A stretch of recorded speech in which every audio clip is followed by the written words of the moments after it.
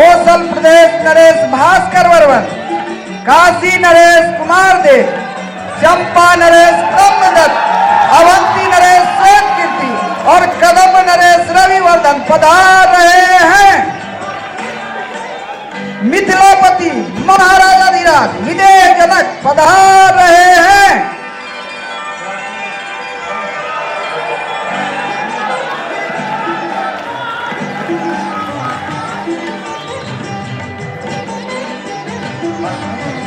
ब्रह्म ऋषि विश्वामित्र के साथ अयोध्या के राजकुमार राम और लक्ष्मण पधार रहे हैं।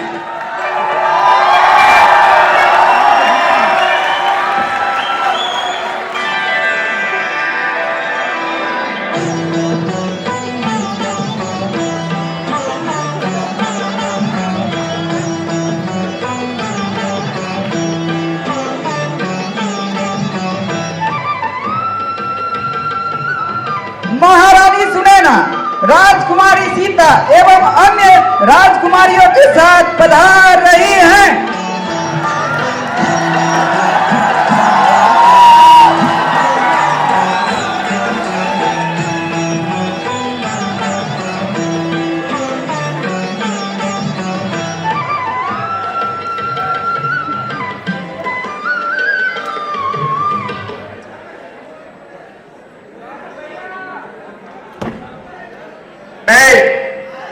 मिथिलापति जनक, सभा में उपस्थित समस्त गुरुजनों व देश देशांतर से आए राजाओं व राजकुमारों का हार्दिक अभिनंदन करता हूं। और आज मैं ये प्रतिज्ञा करता हूं कि जो इस सभा में उपस्थित भगवान शिव के इस पिनाक धनुष को उठाकर उस पर प्रत्यंचा चढ़ाएगा, उससे मेरी पुत्री सीता का स्वयंवर सुनिश्चित हो।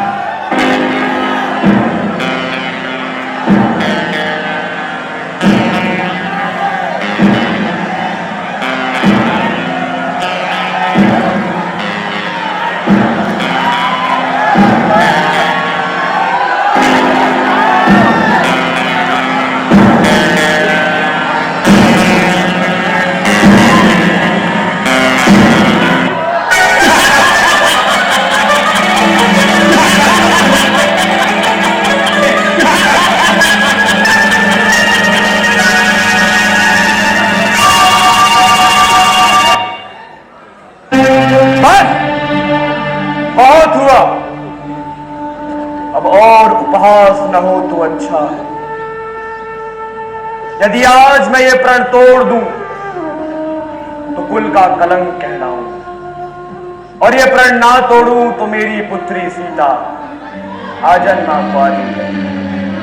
मैं ये भी देख रहा हूं कि इस सभा में मनुष्य ही नहीं अपितु देव और दानव भी मनुष्य का रूप धरकर आए हैं, किंतु अपने आप को सूरवीर, रणधीर, महावीर कहलाने वाले लोग आज लज्जा के मारे शीश झुकाए बैठे।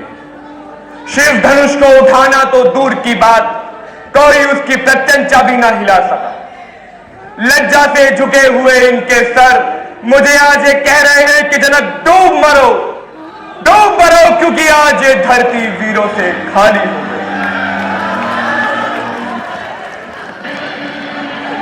बस महाराज बस, जिस सभा में रघुवंशियों में से एक ही बैठा हो उस सभा में इस तरह की बातें करने का कोई साहस नहीं करता।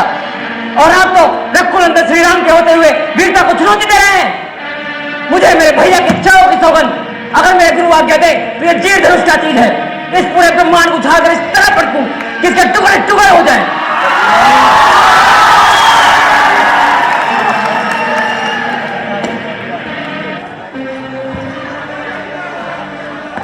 किसी का अपमान करने का मेरा कोई विचार नहीं। घोर निराशा के कारण ये उद्गार फूट पड़े। यदि किसी की अवहेलना हुई हो तो मुझे क्षमा करें।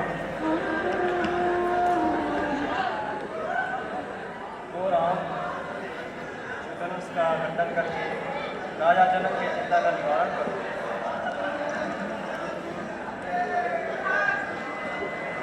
लो, अब ये भी अपना पराक्रम दिखाएंगे। अच्छा, अब चिड़िया पहाड़ उठाने को चली है।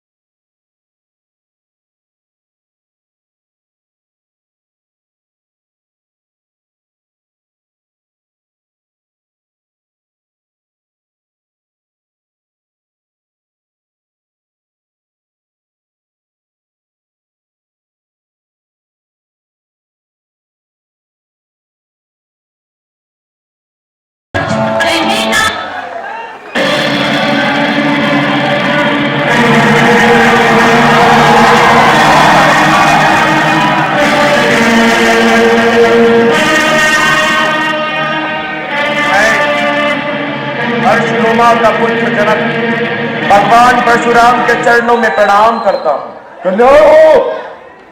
मेरी पुत्री सीता आपका आशीर्वाद चाहती है। सौभाग्यवती भो।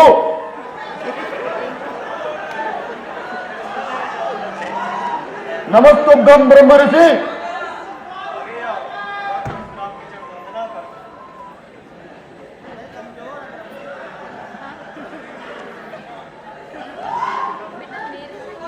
अपना परिचय नहीं दिया तुम दोनों ने।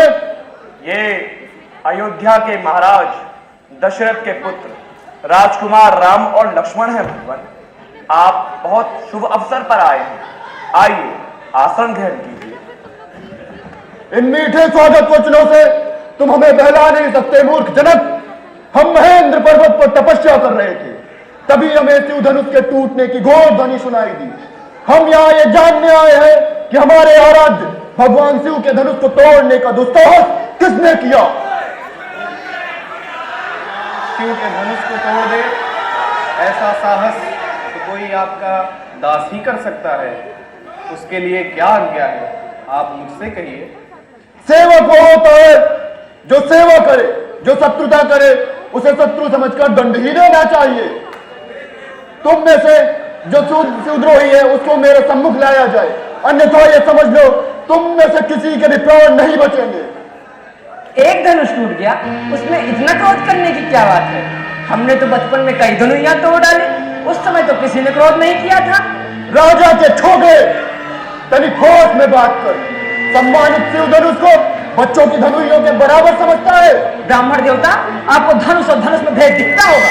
हम तो क्षत्रिय हैं, धनुष बाण से खेलना हमारा नित्य कर्म है। हमारे तो सारे धनुष एक समान है।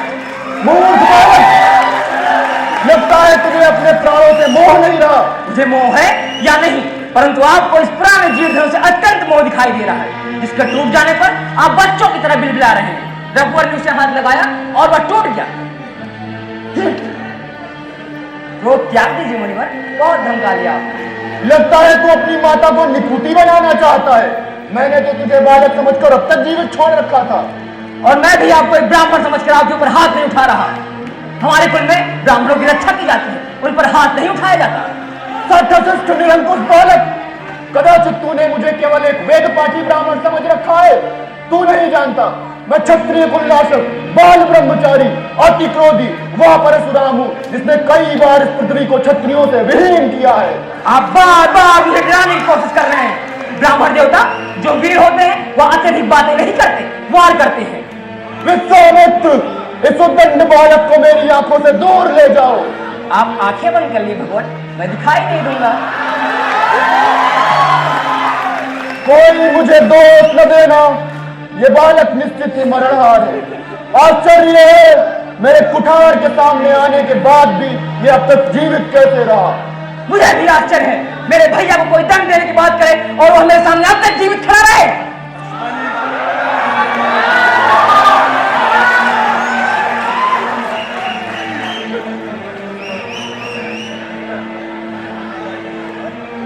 तुम चुप रहो कौशिक नंदन। आप तो सहज सुजान बालक की बातों पर क्रोध न करिए, और उसमें तो आपका कोई अपराध नहीं। आपका अपराधी मैं हूँ। मैंने इस शिवधनुष को भंग किया है। यदि दंड देना चाहते हैं तो मुझे दीजिए। अपना दास समझकर चाहे मुझ पर कृपा कीजिए या मुझ पर या मेरे प्राण ले लीजिए। जिस प्रकार से भी आपका यह क्रोध शांत होता है, मैं वह उपाय करने के लिए तैयार हूँ। तुम भी कुछ कम धूर्त नहीं लगते। भगवान शिव का धनुष तोड़ने के बाद मुझे ही ज्ञान सिखा रहे हो। तुम नहीं जानते कि तुम स्वयं को राम कहने से तुम समझते हो कि परशुराम का सामना कर सकते हो। तो उठाओ, करो मुझसे युद्ध, मैं तुम्हें निहत्था नहीं मारूंगा। प्रभु, यदि रण में हमें कोई चुनौती दे तो क्षत्रिय धर्म के अनुसार हम उससे अवश्य युद्ध करेंगे, चाहे वह स्वयं काल ही क्यों ना हो। परंतु रघुवंशियों का यह भी धर्म है कि वह गौ, स्त्री और ब्राह्मण पर हाथ नहीं उठाते। ब्राह्मण हमारे लिए सदा पूजनीय है। उनकी सेवा करना हमारा परम धर्म है। भगवान, मेरा तो छोटा सा नाम है राम, और आपका परशु सहित परशुराम। मेरी और आपकी बराबरी कैसे हो सकती है? भगवान, लगता है आपने अपने राम को अभी तक नहीं पहचाना, किंतु मैं आपकी प्रभुता को जानता हूं। आपसे हारने में भी मेरी जीत है। विप्रवंश की अस प्रभुताई, अभय हो ही जो तुम्हें डराई।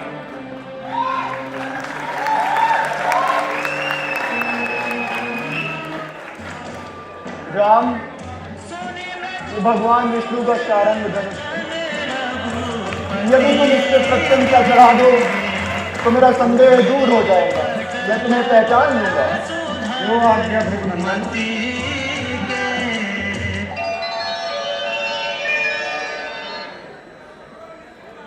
तुम्हारी जय हो रघुकुल तिलक। जनक, तुम्हारे पूर्व जन्मों के पुण्यों के फलस्वरूप प्रभु श्री राम स्वयं तुम्हारे धाम पधारे।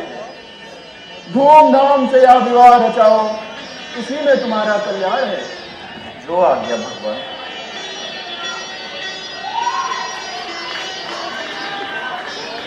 सियावर रामचंद्र भगवान की जय।